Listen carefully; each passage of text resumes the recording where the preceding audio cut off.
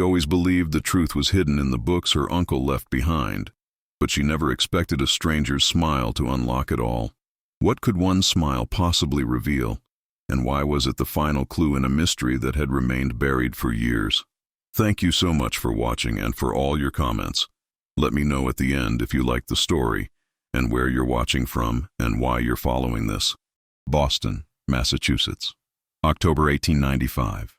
The rain fell in steady sheets against the tall windows of the Ashford Memorial Library, each droplet racing down the glass like tiny silver messengers carrying secrets from the heavens. Inside the grand reading room, the scent of aged paper and leather bindings mingled with the faint aroma of lamp oil, creating an atmosphere that felt suspended between centuries. Catherine Adelaide Morgan stood before a towering mahogany bookshelf, her emerald green dress rustling softly as she reached for a volume on the highest shelf. Her chestnut hair was arranged in an elegant Gibson girl style, with a few rebellious tendrils framing her delicate face. At 26 years old, she had devoted herself entirely to her position as the library's chief cataloger, finding solace in the company of books after the mysterious disappearance of her beloved uncle, Professor Edmund Morgan, 2 years prior. The library was her sanctuary, a place where order could be maintained even when the world outside seemed chaotic and unpredictable. Catherine had always possessed an extraordinary memory for details, a trait that had served her well in organizing the library's extensive collection. Yet lately she found herself distracted by thoughts of her uncle's final days, the unanswered questions that haunted her dreams, and the leather-bound journal he had left behind, filled with cryptic notations she could not decipher. As her fingers brushed against the spine of a first edition of Hawthorne's works, she heard the heavy oak doors of the reading room open with a prolonged creak.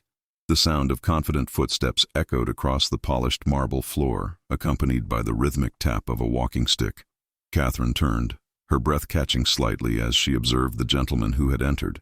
He was tall, perhaps 6 feet and 2 inches, with broad shoulders that filled out his charcoal gray suit impeccably.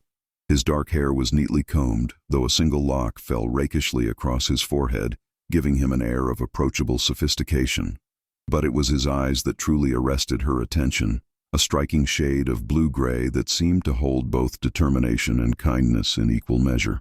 He appeared to be in his early 30s, with strong, defined features and a presence that commanded attention without demanding it. The gentleman paused just inside the entrance, his gaze sweeping the magnificent room with what appeared to be both appreciation and purpose. When his eyes found Catherine, standing halfway up the rolling ladder attached to the bookshelf, something flickered across his face, an expression she could not quite identify. Recognition, perhaps, or surprise. He removed his black derby hat, revealing more of that distinguished face, and approached with measured steps. Catherine descended the ladder carefully, smoothing her dress as her feet touched the floor. She adopted her most professional demeanor, clasping her hands before her and offering a polite smile that did not quite reach her eyes. Years of disappointment and unanswered prayers had taught her to guard her emotions, particularly around strangers. "Good afternoon," the gentleman said, his voice rich and warm like aged whiskey. His accent carried the refined tones of someone educated in the finest institutions, yet there was an underlying strength to it, suggesting a man who had seen more of the world than just lecture halls and drawing rooms. "I apologize for the intrusion during such inclement weather. I am seeking the chief cataloger, Miss Catherine Morgan. I was informed she would be available this afternoon." Catherine studied him for a moment, noting the way raindrops still clung to the shoulders of his overcoat, the slight crease between his brows that suggested a man often deep in thought, and most intriguingly, the leather document case he carried under one arm, worn at the edges from frequent use. There was something undeniably magnetic about him, though she could not articulate precisely what it was.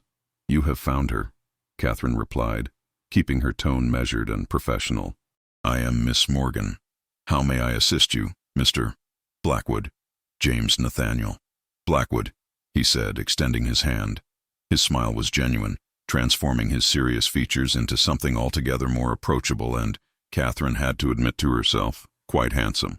"I am a private investigator, recently arrived from New York. I specialize in cases involving missing persons and unsolved mysteries, particularly those of a delicate or complex nature." Catherine's heart began to beat faster, though she maintained her composure admirably. She accepted his hand, feeling the firm, warm grasp of his fingers around hers for just a moment longer than was strictly necessary. There was something reassuring in that handshake, something that spoke of competence and trustworthiness. "A private investigator," she repeated, her voice barely above a whisper. Then, gathering herself, she continued more firmly. "What brings you to our library, Mr. Blackwood? Surely you have not come all the way from New York to research our collection." James Blackwood's expression grew more serious, and he glanced around the reading room, noting they were alone save for the elderly librarian who had dozed off in the corner near the periodicals section. He stepped closer, lowering his voice to a tone meant for her ears alone. "I have come regarding your uncle, Professor Edmund Morgan," he said quietly. "I have been retained by certain parties who believe his disappearance may not have been the simple case of a man choosing to abandon his life, as the authorities concluded. There are aspects of his final days that warrant further investigation, and I have reason to believe that answers may lie within the very walls of this library, perhaps even within books he himself catalogued." Catherine felt the blood drain from her face. For 2 years, she had pleaded with the Boston police to continue investigating, to look beyond the surface explanation that her uncle had simply walked away from his life due to financial troubles or personal demons. She had insisted that Edmund Morgan was not that kind of man, that he would never have left without a word, without even a proper farewell. But her protests had fallen on deaf ears, dismissed as the wishful thinking of a grieving niece who could not accept the truth. And now, standing before her was a man who seemed to believe what she had known in her heart all along, that something far more mysterious had occurred. "Please," she said, her composure cracking slightly, revealing the desperation and hope that lay beneath. "Please, tell me everything. What have you discovered? Who retained you? What aspects of his disappearance have raised questions?" James Blackwood's eyes softened with understanding, and he gestured toward one of the private study alcoves that lined the eastern wall of the reading room. "Shall we sit, Miss Morgan? What I have to share may take some time, and I suspect you will want to be seated when you hear certain details." Catherine nodded, her mind already racing with possibilities. She led him to one of the alcoves, a cozy space furnished with 2 burgundy leather chairs separated by a small round table. A Tiffany lamp cast warm, colored light through its stained glass shade, creating an intimate atmosphere despite the somber nature of their conversation. As they settled into their seats, James Blackwood opened his document case and withdrew a manila folder containing what appeared to be newspaper clippings, photographs, and handwritten notes. Catherine leaned forward, her hands gripping the arms of her chair as she prepared herself for whatever revelations were to come. "3 weeks ago," James began, "I was approached by a colleague of your uncle's, Professor Harrison Whitmore from Harvard University. He was deeply troubled by certain coincidences that had recently come to his attention. You see, your uncle was not the only scholar to have disappeared under mysterious circumstances in the past 5 years. There have been at least 4 others, all men of considerable intellectual reputation, all working in fields related to rare manuscripts and historical documents." Catherine's eyes widened. 4 others? But surely the authorities would have noticed a pattern. "One would think so," James agreed, a hint of frustration coloring his tone. However, these disappearances occurred in different cities: Boston, Philadelphia, Baltimore, and Charleston. Each was investigated independently, and in each case the local authorities concluded that the men had chosen to leave their former lives behind. But Professor Whitmore began to see connections that others had missed. All 5 men had recently been consulting certain rare books and manuscripts. All 5 had made cryptic comments to colleagues about a discovery that would change everything, and all 5 disappeared within weeks of making those statements. Catherine felt a chill run down her spine despite the warmth of the library. She remembered her uncle's behavior in the weeks before he vanished, how he had become increasingly preoccupied, often working late into the night in his study, how his eyes had held a mixture of excitement and anxiety whenever she asked about his research. "My uncle kept a journal," Catherine said suddenly, her voice trembling slightly. "I found it in his study after he disappeared." The police looked at it briefly but dismissed it as the ramblings of an obsessed academic. "It is filled with codes, symbols, references to books and page numbers. I have spent 2 years trying to understand it, but I have made little progress." James Blackwood leaned forward, his eyes alight with interest. "Miss Morgan, that journal may be the key to everything. Would you be willing to share it with me?" I have some experience with codes and ciphers. Perhaps together we might unravel what your uncle was trying to communicate." Catherine studied his face carefully, searching for any sign of deception or ulterior motive. But all she saw was earnest determination and an intelligence that matched her own. There was also something else in his expression, something that made her heart flutter unexpectedly, a warmth, an understanding, as though he truly cared about bringing her uncle home, not just for the sake of solving a mystery, but because he understood what Edmund Morgan meant to her. "I will help you, Mr. Blackwood," Catherine said firmly, making her decision. "But I must insist on being a full partner in this investigation. My uncle was everything to me after my parents passed when I was 16. He raised me, educated me, taught me to think critically and question everything. I owe him more than I can ever repay. I will not be sidelined in the effort to find him."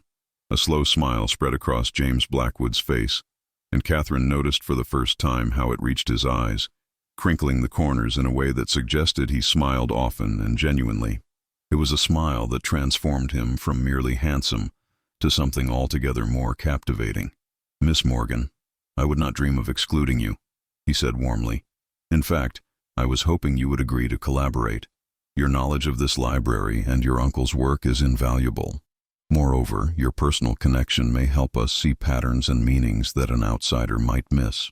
I believe we shall make an excellent team."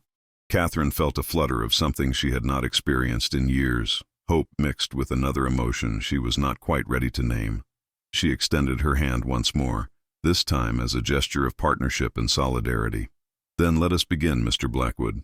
The journal is safely kept in my private office here in the library. I also have access to all of my uncle's research notes and the records of every book he consulted in the months before his disappearance. Where shall we start?" James shook her hand, his grip warm and reassuring. "Let us examine the journal first. Then I suggest we create a timeline of your uncle's activities in those final weeks. We need to understand where he went, whom he met with, and most importantly, what he was researching. If Professor Whitmore's theory is correct, there is something hidden within the pages of certain books, something valuable or dangerous enough that people have disappeared because of it." As they rose from their chairs, and Catherine led the way toward her office on the second floor, she felt the weight of 2 years' grief and frustration begin to lift ever so slightly. She was no longer alone in her quest for answers. And though she barely knew James Blackwood, there was something about his presence that made her feel safer and more hopeful than she had in a very long time. The rain continued to fall outside, but inside the Ashford Memorial Library, in the warm glow of lamplight and surrounded by thousands of books holding countless secrets, Catherine Morgan and James Blackwood were about to embark on an investigation that would change both their lives forever. Neither of them could have known, as they climbed those marble stairs side by side, that the mystery they sought to solve would lead them not only to the truth about Edmund Morgan's disappearance, but also to discoveries about themselves and feelings that would bind them together long after the final page had been turned. Catherine's private office was a modest but comfortable room tucked away in the eastern wing of the library's second floor. Tall windows overlooked the rain-soaked streets of Boston, where gas lamps were beginning to flicker to life as the autumn afternoon surrendered to early evening. The office itself was a reflection of its occupant, meticulously organized yet warm, with shelves lined with reference books, filing cabinets labeled in Catherine's precise handwriting, and a substantial oak desk that had once belonged to her uncle. James Blackwood stood near the window, watching the rain while Catherine retrieved a locked wooden box from the bottom drawer of her desk. Her hands trembled slightly as she produced a small brass key from a chain around her neck, hidden beneath the high collar of her dress. The box opened with a soft click, revealing the leather-bound journal that had haunted her thoughts for 2 long years. "This is it," Catherine said quietly, lifting the journal with reverent care. "My uncle's final communications, if they can be called that. I have read it hundreds of times, trying to find meaning in what appears to be madness. But I know my uncle, Mr. Blackwood. He was brilliant, methodical, and purposeful in everything he did. These pages contain a message. I am certain of it." James turned from the window and approached the desk, his professional demeanor softening as he observed the pain in Catherine's expressive eyes. He pulled a chair close to hers, close enough that she could detect the faint scent of sandalwood and rain that clung to him, and together they opened the journal to the first page. The entries began normally enough, dated from April 1893, just months before Edmund Morgan's disappearance. The professor's handwriting was elegant and steady, documenting his daily research into colonial-era manuscripts and correspondence. But as the weeks progressed, the tone shifted. References appeared to something he called the Covenant Collection, a term Catherine had never encountered in any of the library's official records. "Look here," James said, his finger tracing a line of text from mid-June. "Your uncle writes, met with TH today. He confirms the rumors. The Covenant Collection is real, scattered across 5 institutions. Each piece is incomplete without the others. Must proceed with utmost caution. They are watching." "Who is TH?" Catherine felt her breath quicken. That must be Thomas Hartley. He was a dealer in rare books and manuscripts based in New York. My uncle consulted with him frequently when authenticating acquisitions for the library. But what rumors was he confirming? And who was watching? James flipped through several more pages, his trained eye catching details that Catherine had noted before, but never fully understood in context. The entries became increasingly cryptic, filled with alphanumeric codes, references to specific books by call numbers, and sketches of symbols that appeared to be some kind of cipher or map. Then, on a page dated August 15th, less than a week before Edmund Morgan's disappearance, they found something that made both of them sit up straighter. The handwriting was more hurried here, almost agitated, and the message was clear despite its brevity. The final piece is here. Hidden in plain sight for over a century. Bradford's testimony was the key. The secret is in the margins, invisible unless one knows where to look. Tomorrow I will photograph the pages and send copies to Whitmore for safekeeping. If anything should happen to me, Catherine must know. The truth is worth any price, but some will pay anything to keep it buried. The signature is distinctive. His smile gives everything away. Catherine's hand flew to her mouth. "That last line," she whispered. "His smile gives everything away."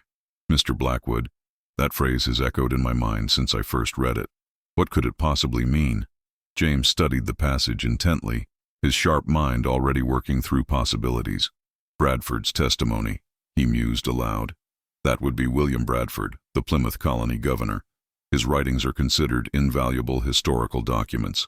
Does this library possess any Bradford manuscripts?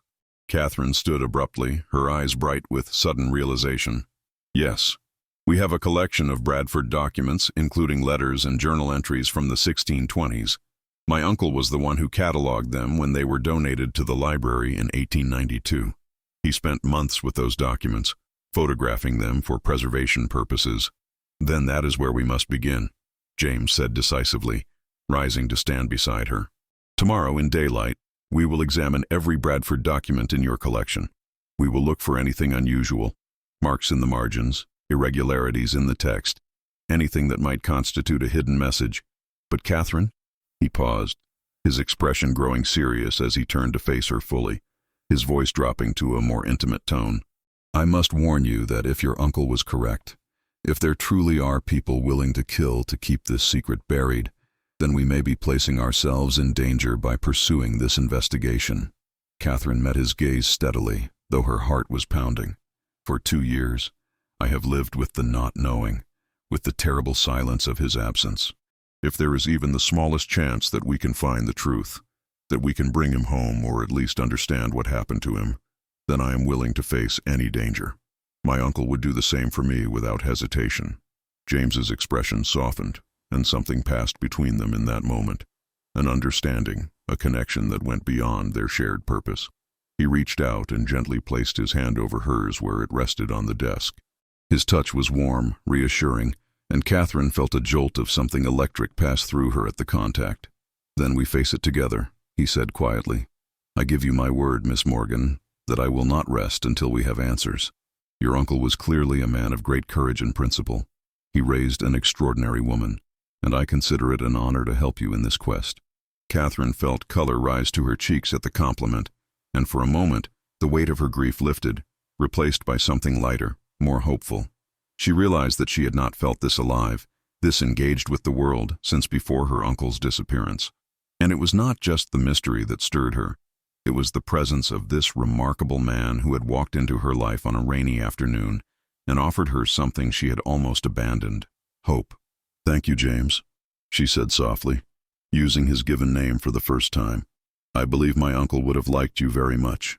He always said that true intelligence was marked not by what one knows, but by the questions one has the courage to ask. James smiled that transforming smile again, and Catherine felt her heart skip. Your uncle was a wise man, he replied, and I hope to prove myself worthy of both his wisdom and your trust. They spent the next 2 hours going through the journal page by page, with James making detailed notes in his own leather notebook. He pointed out patterns Catherine had missed, connections between the coded entries and specific dates when her uncle had requested certain books from the archives. A picture began to emerge of a man who had stumbled upon something extraordinary, something that connected 5 separate historical institutions through a thread of deliberately hidden information. As the clock on Catherine's desk chimed 8 o'clock, James finally closed his notebook and stretched, the long afternoon of intense concentration evident in the lines of fatigue around his eyes. The rain had stopped, and through the windows they could see stars beginning to appear in the clearing sky. We have made excellent progress, James said, gathering his papers. Tomorrow morning, I suggest we begin with the Bradford collection. In the meantime, I will send a telegram to Professor Whitmore, informing him of what we have discovered. He may have additional information that could guide our search. Catherine nodded, but she found herself reluctant to see him leave. The office, which had felt like a lonely sanctuary for so long, now seemed warm and alive with possibility. Where are you staying while you are in Boston? She asked, trying to keep her tone casual. I have taken rooms at the Parker House Hotel, James replied.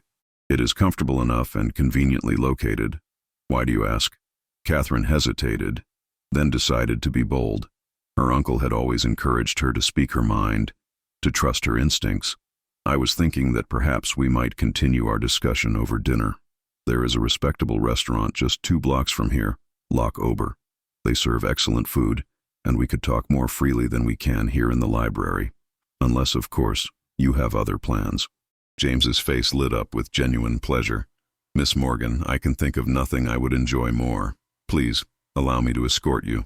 After such an afternoon of revelations, we both deserve a proper meal and perhaps a glass of wine to fortify us for tomorrow's investigations.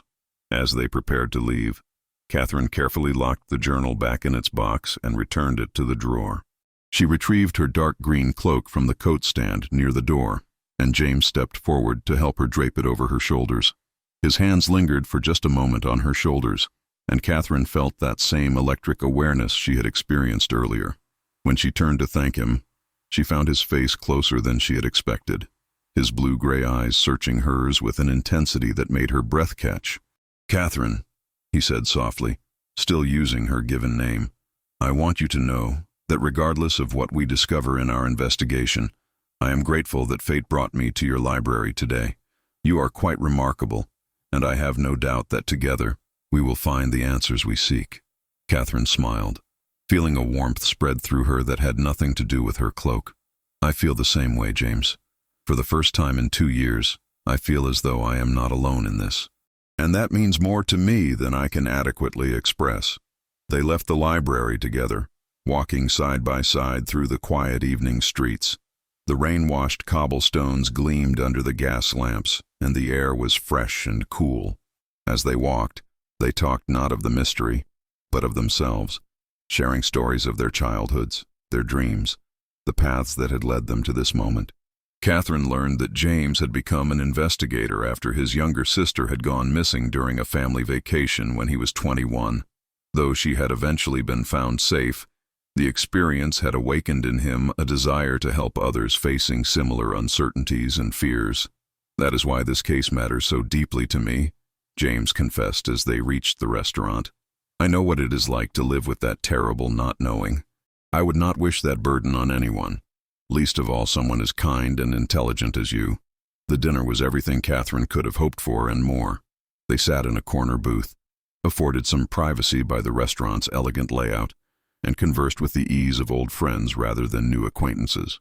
James was attentive, thoughtful, and possessed of a dry wit that made Catherine laugh in ways she had not in years.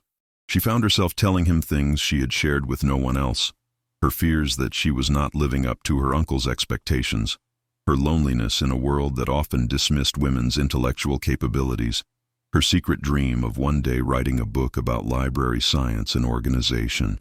You should write that book, James said firmly. "The world needs more voices like yours, voices that combine passion with precision, heart with intellect. Promise me that when this investigation is concluded, you will begin that project." Catherine felt tears prick at her eyes, moved by his faith in her. "I promise," she said. "And perhaps, when it is published, you will be among the first to read it." James reached across the table and took her hand, a gesture that would have been considered forward in other circumstances but felt entirely natural between them. "I would consider it a privilege," he said simply. As they walked back toward the library where Catherine had left her bicycle, for she had always been independent in her transportation, the conversation turned once more to the mystery at hand.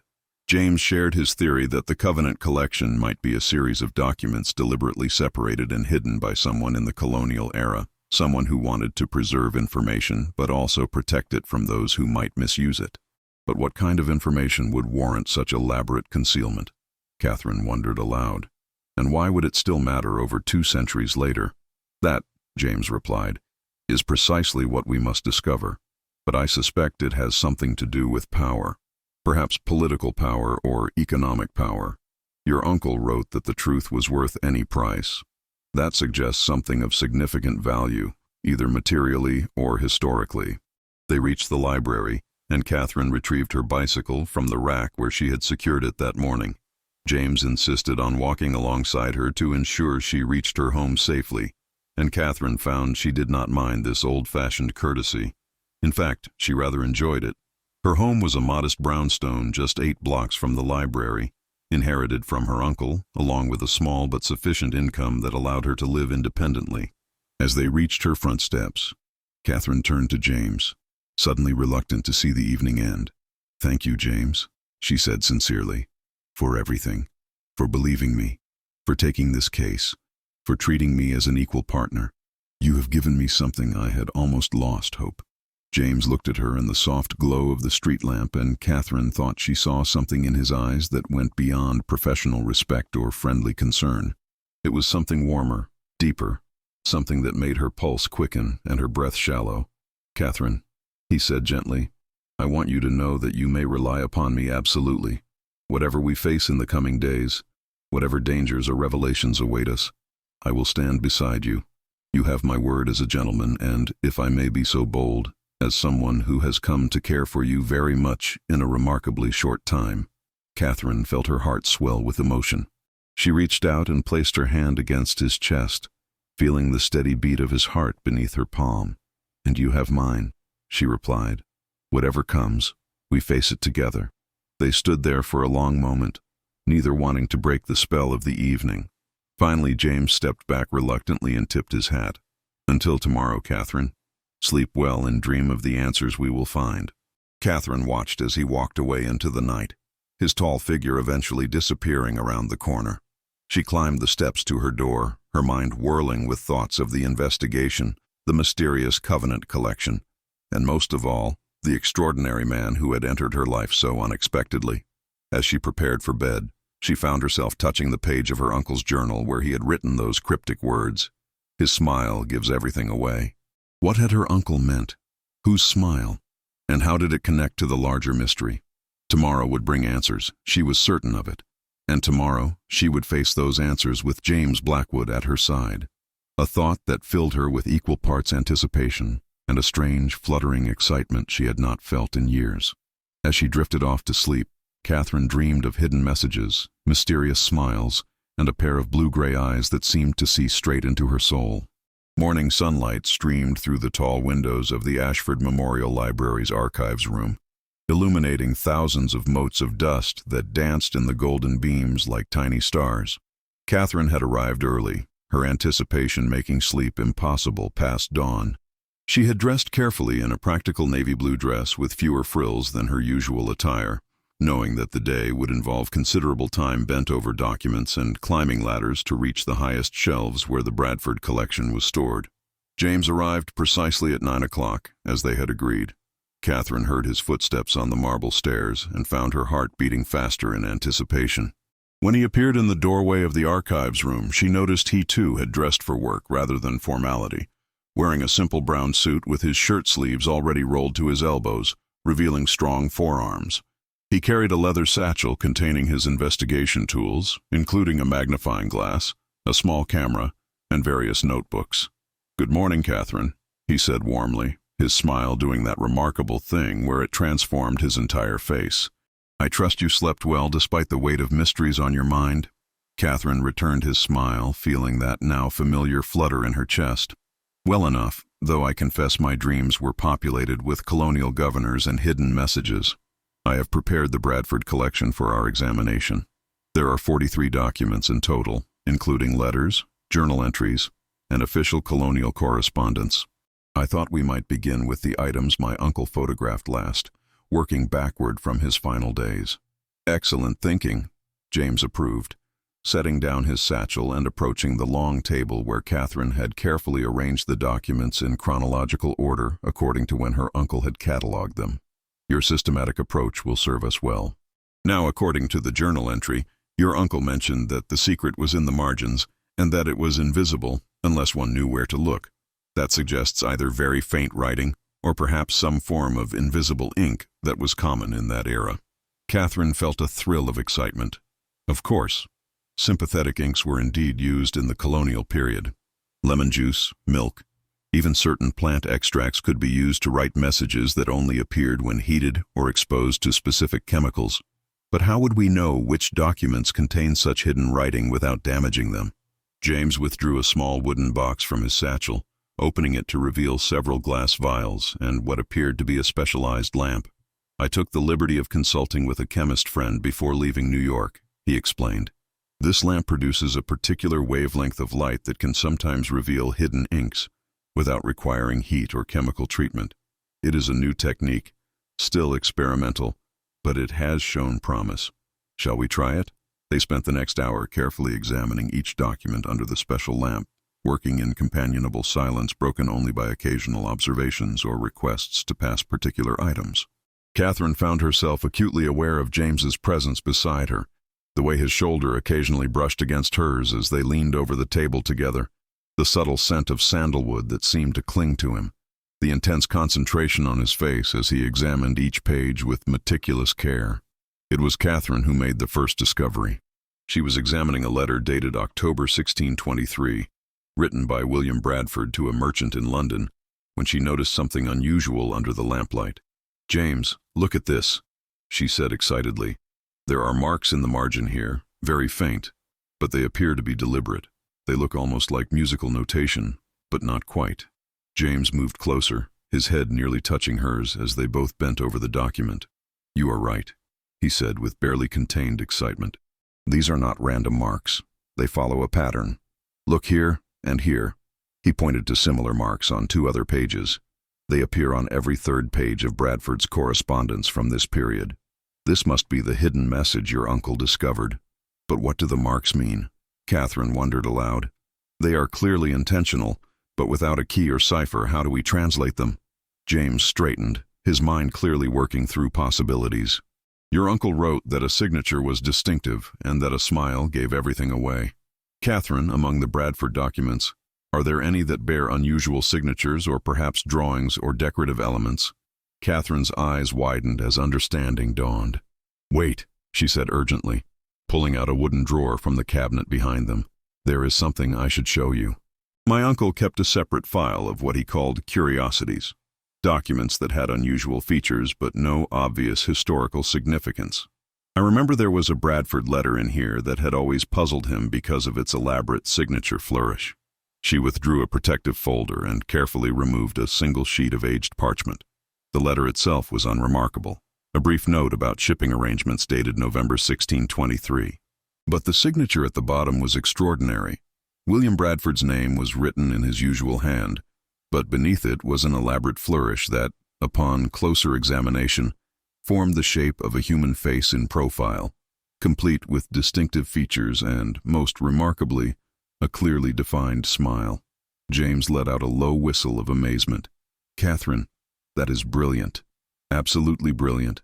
This is not just a decorative flourish. This is a self-portrait signature, and the smile is the key. Look at the curve of the smile, how it resembles a mathematical arc, and see these small marks within the design? They correspond to the musical notation marks we found in the margins.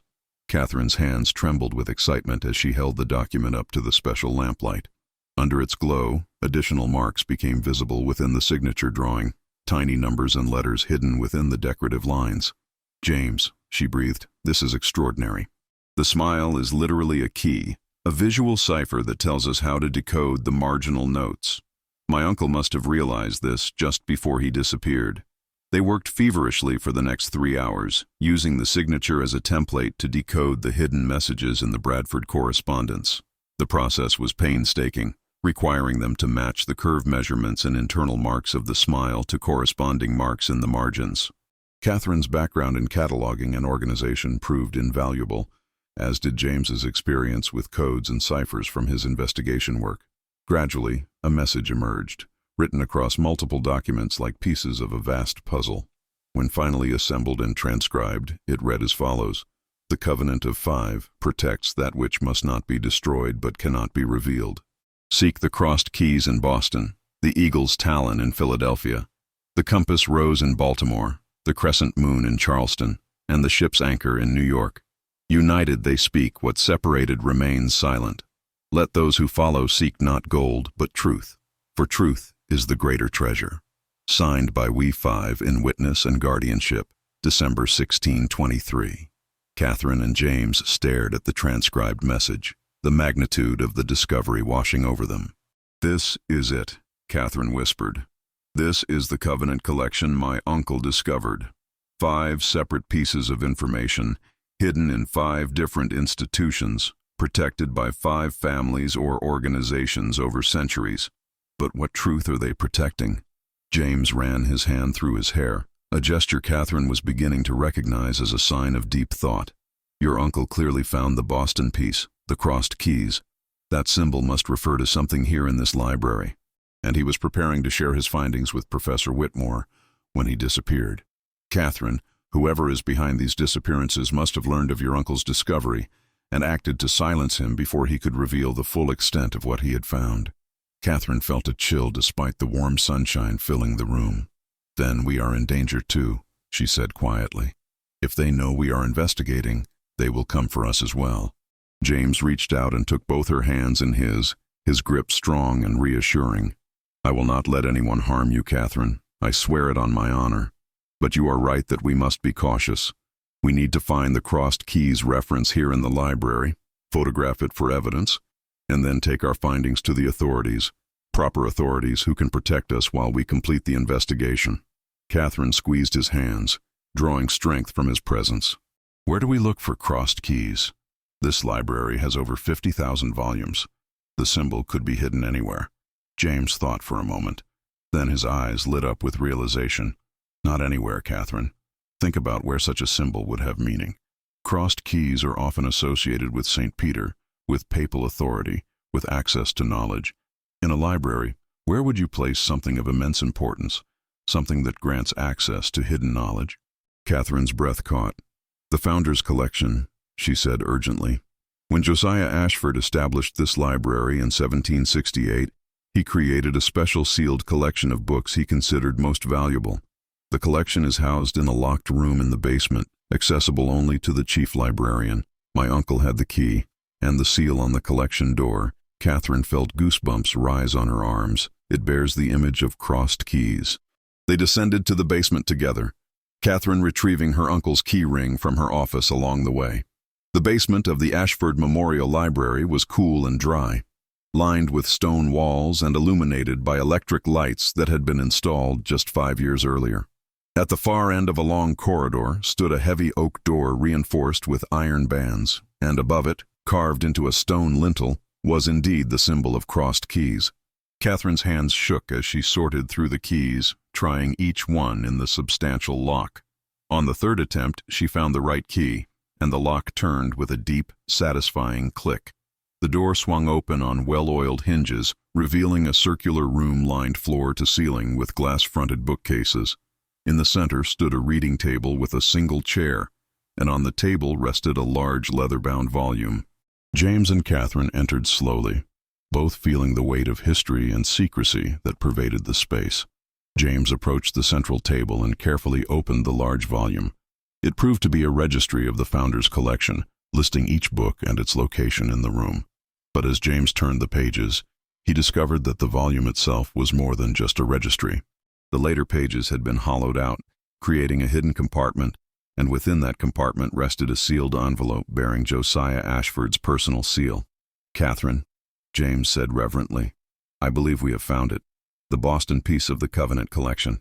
With trembling fingers, Catherine broke the ancient seal and withdrew several sheets of parchment covered in 18th century handwriting. As they read, the full scope of the secret became clear. The Covenant collection was indeed a series of documents proving something extraordinary, that a group of colonial merchants and scholars had discovered evidence of pre-Columbian contact between the Americas and Europe, evidence that would fundamentally challenge accepted historical narratives and potentially threaten established economic and political interests that depended on certain origin myths. The 5 pieces of the collection contained different aspects of the proof: physical artifacts, translated inscriptions, navigation charts, and eyewitness testimonies from indigenous peoples. Separately, each piece could be dismissed or questioned. United, they formed irrefutable evidence that would require a complete revision of early American history. "This is why they disappeared," Catherine said, tears streaming down her face. "My uncle and the others. They discovered something that powerful people wanted to keep hidden. But why? Why would anyone care so much about revising history that they would resort to murder or kidnapping?" James's expression was grim. "Because history is not just about the past, Catherine. It is about legitimacy, about who has the right to claim ownership of land, resources, and power. If this evidence proves that the narratives used to justify certain land claims or historical precedents are false, it could overturn legal foundations that generations of wealth and influence are built upon." Before Catherine could respond, they heard a sound from the corridor outside. Footsteps, multiple sets, approaching rapidly. James immediately moved to position himself between Catherine and the door, his body tense and ready for confrontation. "Miss Morgan," a familiar voice called from the corridor. "Miss Morgan, are you down here? We received word that you might be in danger." Catherine recognized the voice of Captain Robert Morrison, a senior officer with the Boston police whom she had spoken with many times during her uncle's investigation. Relief flooded through her. "Captain Morrison," she called back. "Yes, we are here in the Founder's Collection room. Please come in. We have made an extraordinary discovery." Captain Morrison entered, followed by 2 uniformed officers. He was a distinguished man in his middle 50s, with silver hair and a neatly trimmed mustache. But Catherine's relief turned to confusion when she saw his expression: cold, calculating, and entirely lacking the concern one would expect from someone who had come to offer protection. "I am afraid, Miss Morgan," the captain said smoothly, "that the discovery you have made will have to remain private. You have meddled in affairs far beyond your understanding. Your uncle made the same mistake, and he paid the price for his curiosity." Catherine felt James tense beside her, and she reached out to grip his arm, both restraining him and drawing comfort from his presence. "What have you done with my uncle?" she demanded, her voice shaking with anger and fear. "Where is Edmund Morgan?" Captain Morrison smiled, and it was not a pleasant expression. "Your uncle is alive, Miss Morgan, though I suspect he wishes he were not. He is being held at a private facility where he can do no further harm to certain interests. He will remain there as long as necessary, and I'm afraid you and Mr. Blackwood will have to join him unless you agree to forget everything you have discovered here today." James stepped forward, his voice low and dangerous. "You would kidnap and falsely imprison citizens to protect what? Historical lies? The vanity of powerful men who cannot face the truth?" "Not vanity, Mr. Blackwood," the captain replied. "Order, stability, the foundation upon which our society rests. You are an intelligent man. Surely you understand that some truths are too dangerous to be revealed, that society requires certain myths to function properly." Catherine felt rage building within her, burning away her fear. "You are wrong," she said fiercely. "Truth is never dangerous. Only lies are dangerous, and the evil that men do to protect those lies. My uncle understood that. It is why he risked everything to bring this evidence to light, and I will do the same." Captain Morrison sighed and nodded to his officers. "Take them," he ordered. "They will join Professor Morgan at the facility and secure those documents. They must never see the light of day. But before the officers could move, James acted with startling speed. He grabbed the oil lamp from the table and hurled it against the stone wall, where it shattered, sending oil and flame spreading across the floor. In the confusion, he seized Catherine's hand and pulled her toward a narrow service passage at the back of the room, one that Catherine had forgotten existed, used by staff to move books between floors without disturbing patrons. "Run!" James shouted, and they plunged into the dark passage as Captain Morrison's furious voice echoed behind them. The passage was narrow and steep, more ladder than staircase, but James and Catherine climbed with desperate speed, emerging finally in a storage room on the library's 3rd floor. Behind them they could hear the captain and his men giving chase, their heavy boots thundering on the stairs. "We need to get to Professor Whitmore," James said urgently as they ran through the stacks toward the main staircase. "He is at Harvard. If we can reach him, tell him what we have found. He can protect us and ensure the truth gets out. Do you trust me, Catherine?" "With my life," Catherine replied without hesitation, and meant it absolutely. They burst out of the library's front entrance and into the bright October morning. James spotted a hansom cab waiting at the corner and sprinted toward it, pulling Catherine along. "To Harvard University," he commanded the startled driver, throwing coins at him. "As fast as your horse can manage. There is an extra $5 if you make it in under 20 minutes. The driver, motivated by the promise of such generous payment, whipped his horse into a gallop, and they careened through the Boston streets at a pace that would have been terrifying under normal circumstances. Catherine clung to James, her heart pounding, her mind reeling from the rapid turn of events. Captain Morrison was corrupt. Her uncle was alive but imprisoned, and they were now fugitives, racing to reach the one man who might be able to help them. "James," Catherine said breathlessly, "even if we reach Professor Whitmore safely, how can we prove what we have discovered? We left all the documents behind in the founder's room. Without evidence, it is merely our word against a respected police captain." James reached into his coat pocket and withdrew a small object, smiling grimly. "Before the captain arrived, while you were reading the documents, I took photographs with my pocket camera. I have evidence of everything we discovered, including the decoded message and the Ashford papers. The truth is safe, Catherine. Now we just need to survive long enough to share it." They reached Harvard's campus in 18 minutes, the driver earning his promised bonus, and probably taking several years off his own life in the process. Professor Whitmore's office was in the history department, housed in a distinguished brick building covered with ivy. James and Catherine ran up the steps and burst into the building, startling several students and faculty members. Professor Harrison Whitmore was a scholarly man in his early 60s, with a shock of white hair and kind, intelligent eyes that peered through wire-rimmed spectacles.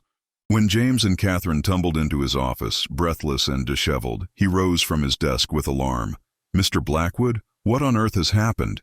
And this must be Miss Morgan. My dear girl, you look terrified. Please, sit down and tell me everything." Between gasping breaths, James and Catherine related their discoveries: the decoded Bradford message, the Ashford papers, Captain Morrison's corruption, and the revelation that Edmund Morgan was alive but imprisoned. Professor Whitmore listened with growing horror and fascination, occasionally asking clarifying questions, but mostly allowing them to tell their story uninterrupted. When they finished, the professor sat back in his chair, his expression grave. "This is even more significant than I feared," he said quietly. "But you have done brilliantly, both of you. The evidence you have gathered is exactly what we need. However, Captain Morrison is not working alone. If he is corrupt, others must be as well, possibly extending to very high levels of Boston's political and social hierarchy. We need to take this to federal authorities, people beyond the reach of local influence." Professor Whitmore wasted no time. Within the hour, he had sent urgent telegrams to contacts in Washington, including a former student who now worked in the Department of Justice, and a colleague at the Smithsonian Institution who specialized in American colonial history. While they waited for responses, the professor arranged for James and Catherine to remain safely within the university's grounds, housing Catherine in the guest quarters of Radcliffe College and James in a faculty residence hall. The next 48 hours passed in a blur of tension and activity. Federal agents arrived from Washington, serious men in dark suits who listened intently to James and Catherine's account and examined the photographs James had taken. The evidence was deemed substantial enough to warrant immediate action. A coordinated effort was organized involving federal marshals, who would move against Captain Morrison and his conspirators while simultaneously securing the documents from the Ashford Memorial Library and locating the facility where Edmund Morgan and the other missing scholars were being held. Catherine barely slept during those 2 days, her mind consumed with worry for her uncle and fear that something might go wrong with the rescue operation. James remained close, offering quiet support and reassurance. They spent long hours together in the professor's office, going over every detail of their investigation, ensuring that nothing was overlooked. During those hours, Catherine became increasingly aware of how much James had come to mean to her in such a short time. His steady presence, his unwavering commitment to justice, and the gentle way he looked at her when he thought she was not watching all, combined to create feelings she had never experienced before. On the evening of the second day, as they sat together in Professor Whitmore's study, reviewing documents by lamplight, James reached across the table and took Catherine's hand. She looked up, meeting his gaze, and saw in his eyes a reflection of everything she was feeling. "Catherine," he said softly, "when this is over, when your uncle is safely home and the truth has been revealed, I need to tell you something that I have been holding back because the timing seemed inappropriate given the circumstances." Catherine's heart began to race. "What is it, James?" He took a deep breath, his thumb gently caressing the back of her hand. "I know we have known each other for only a few days, but in that time, I have come to care for you more deeply than I thought possible. You are brilliant, brave, compassionate, and beautiful in ways that go far beyond mere appearance. When I look at you, I see a future I never dared to imagine for myself. I see partnership, understanding, and a love that could sustain us through any challenge. I know this is sudden, perhaps even improper to say, before we have resolved this crisis, but I cannot bear the thought of you not knowing how I feel." Tears sprang to Catherine's eyes, but they were tears of joy rather than sorrow. "Oh, James," she whispered, "I feel the same way. These past days with you have awakened something in me that I thought had died when my uncle disappeared. You have given me hope, not just about finding him, but about life itself, about the possibility of happiness and love. I was so lost before you walked into my library, and now I cannot imagine facing the future without you." James rose from his chair and moved around the table, kneeling beside Catherine's seat. He cupped her face gently in his hands, his blue-gray eyes searching hers. "May I kiss you, Catherine?" he asked, his voice barely above a whisper. "Yes," she breathed, and then his lips were on hers, tender and reverent, a kiss that spoke of promises and possibilities, of two souls recognizing their perfect complement in each other. Catherine's arms came up to encircle his neck, and for a long, perfect moment, the world with all its dangers and mysteries faded away, leaving only the two of them and the undeniable truth of what they felt. When they finally parted, both were breathless and smiling. James rested his forehead against hers. "When this is over," he said, "I am going to court you properly, Miss Catherine Adelaide Morgan. I am going to take you to dinner and the theater, walk with you in the park, write you letters that would make poets envious, and eventually, if you will have me, I am going to ask you to be my wife." Catherine laughed, a sound of pure happiness. "I accept your courtship in advance, Mr. James Nathaniel Blackwood, and I should warn you that when you do ask me to marry you, I will almost certainly say yes without a moment's hesitation." They were still smiling at each other when Professor Whitmore returned to his study, accompanied by a tall, stern-looking man in a federal marshal's uniform. The professor's expression was a mixture of excitement and relief. "Miss Morgan, Mr. Blackwood," he announced, "I am pleased to introduce Marshal Thomas Hendricks. He brings extraordinary news." The marshal stepped forward, his weathered face creasing into a rare smile. "Miss Morgan, I am delighted to inform you that approximately 2 hours ago, federal agents successfully raided a private estate in Concord where 5 men were being held against their will. One of those men is your uncle, Professor Edmund Morgan. He is alive, in reasonably good health, and asking for you." Catherine felt her knees go weak, and James immediately put his arm around her waist to steady her. "He is alive?" she said, her voice breaking. "He is truly alive and safe?" "He is indeed," the marshal confirmed. "All 5 of the missing scholars have been recovered. They were being held in comfortable conditions but under guard, prevented from communicating with the outside world. We have also arrested Captain Morrison and 12 other individuals involved in the conspiracy, including several prominent Boston businessmen and 2 politicians. The scope of the corruption was extensive, but thanks to your investigation and the evidence you gathered, we were able to dismantle the entire operation. When can I see him? Catherine asked urgently. When can I see my uncle?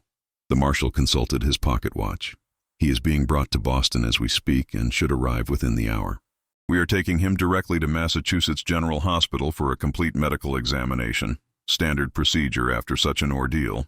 But the doctors who examined him in Concord assure us that he is fundamentally sound. You may meet him at the hospital if you wish. Catherine turned to James, her eyes shining with tears of joy and relief.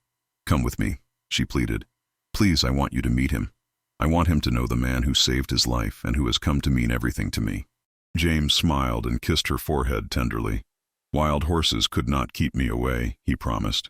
They traveled to Massachusetts General Hospital in a carriage provided by the marshal, with Professor Whitmore accompanying them. The professor filled them in on additional details he had learned from the federal agents. The conspiracy had indeed been motivated by economic interests, specifically by families whose land claims and business empires were built on historical narratives that the Covenant collection evidence would undermine. Rather than allow the truth to emerge, they had chosen to silence anyone who discovered it, holding the scholars prisoner in hopes of eventually convincing them to abandon their research. But they underestimated the determination of men committed to truth, Professor Whitmore said with satisfaction. Professor Morgan and the others refused to be silenced, even after 2 years of captivity. They knew that eventually someone would find the evidence they had uncovered and bring it to light. At the hospital, Catherine was escorted to a private room on the 3rd floor. She paused outside the door, her hand on the knob, suddenly overwhelmed with emotion. James placed his hand over hers, lending her strength. He is waiting for you, James said gently. Go to him. I will be right here. Catherine nodded, took a deep breath, and opened the door. Inside, sitting up in a hospital bed and looking thinner than she remembered but unmistakably himself, was Edmund Morgan. His hair had gone completely white, and new lines marked his face, but his eyes, those intelligent, kind eyes that had guided her through childhood and adolescence, were exactly as she remembered. Uncle Edmund, Catherine whispered, and then she was running to his bedside, throwing her arms around him, sobbing with relief and joy. Edmund Morgan held his niece tightly, his own tears flowing freely. My dear Catherine, he murmured into her hair. My brilliant, brave girl. I knew you would not give up. I knew you would find the truth. I am so sorry for the pain my disappearance caused you, but I am so proud of what you have accomplished. They held each other for a long moment, 2 years of grief and fear dissolving in the reality of reunion. Finally, Catherine pulled back enough to look at her uncle's face, studying every new line and gray hair, reassuring herself that he was truly real and truly safe. Uncle, there is someone I want you to meet, Catherine said, wiping her eyes. Someone who helped me find you. Someone who has become very important to me. She beckoned to James, who had been waiting respectfully in the hallway. He entered slowly, and Catherine saw the immediate assessment in her uncle's eyes as he studied the tall, handsome investigator who had played such a crucial role in his rescue. Professor Morgan, James said, extending his hand. I am James Blackwood. It is an honor to meet you, sir. Your niece has spoken of you with such love and admiration that I feel I already know you.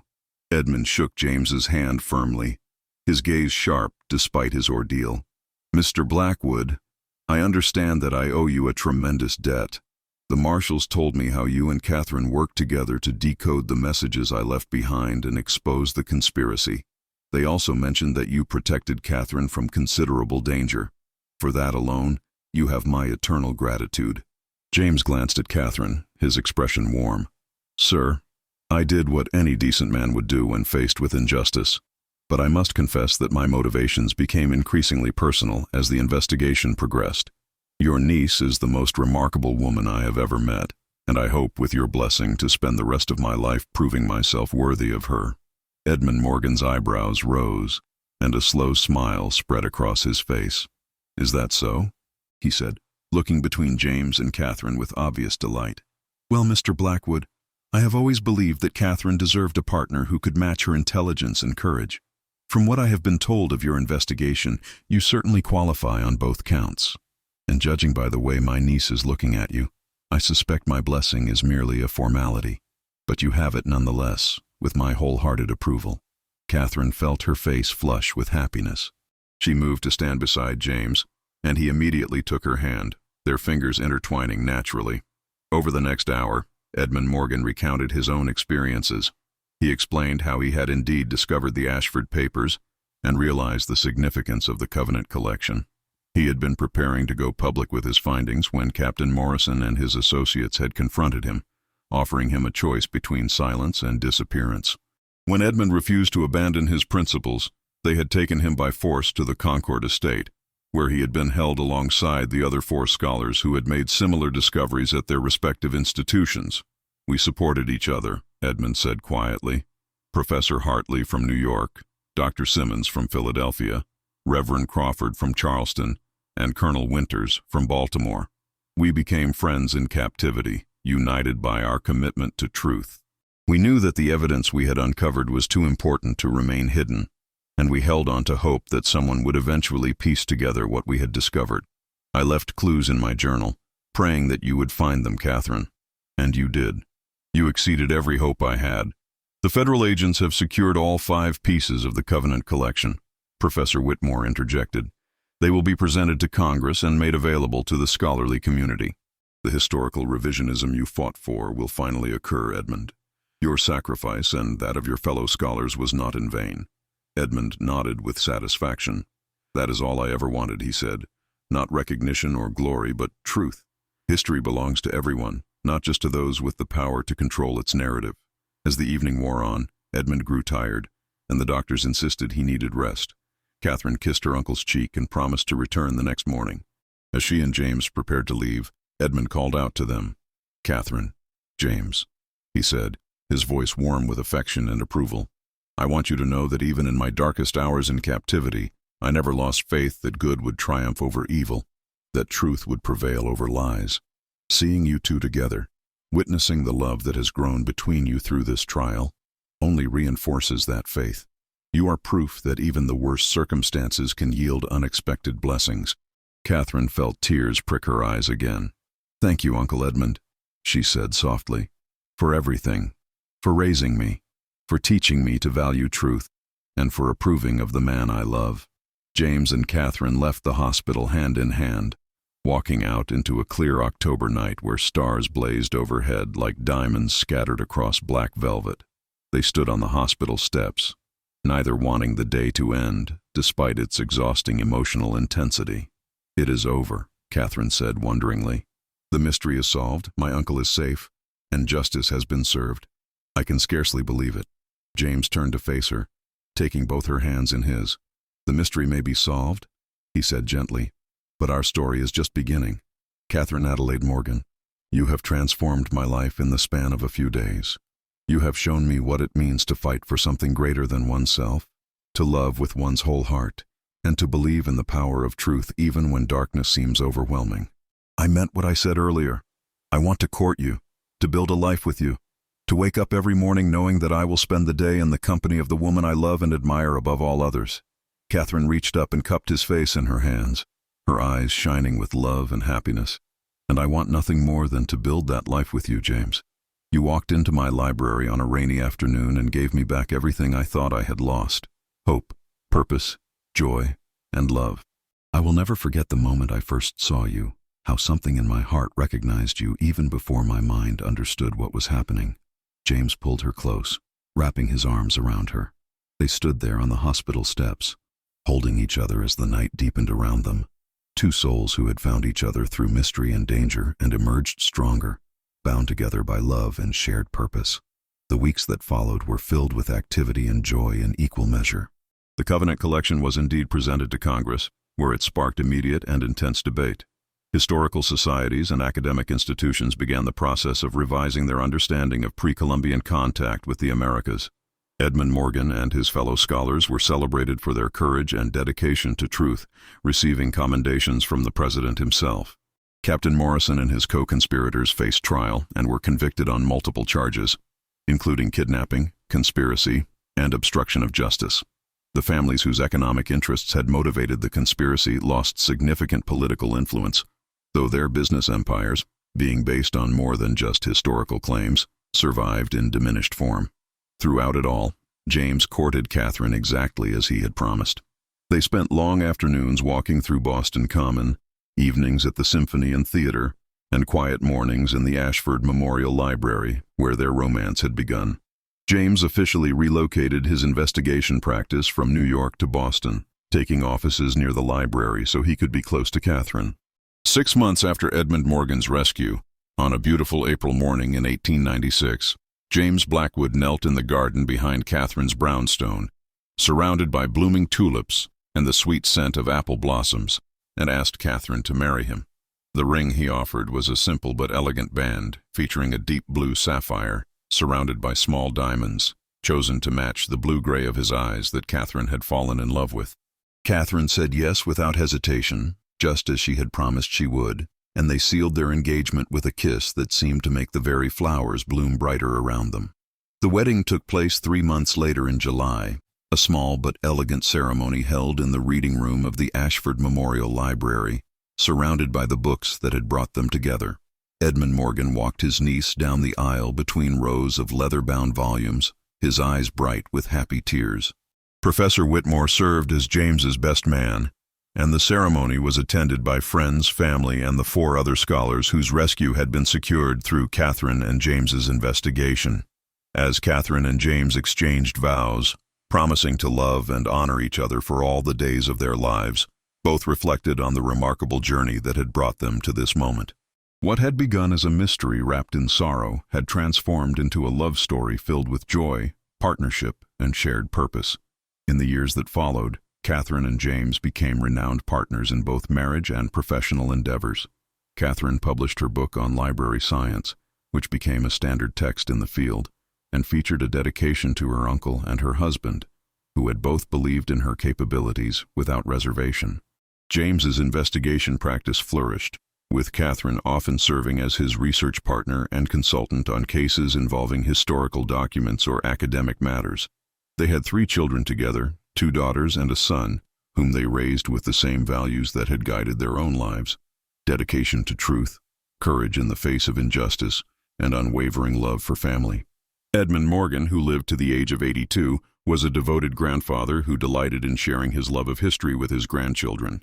The Ashford Memorial Library continued to serve the people of Boston, and in recognition of Catherine's contributions to both the institution and to historical scholarship, a new wing was dedicated in her honor: the Catherine Morgan Blackwood Research Center, which specialized in colonial American history and housed the complete Covenant collection, now available to scholars from around the world. On their 25th wedding anniversary, James and Catherine returned to the library where they had first met. They stood together in the reading room, older now, but with eyes that still sparkled when they looked at each other, holding hands just as they had on that first day.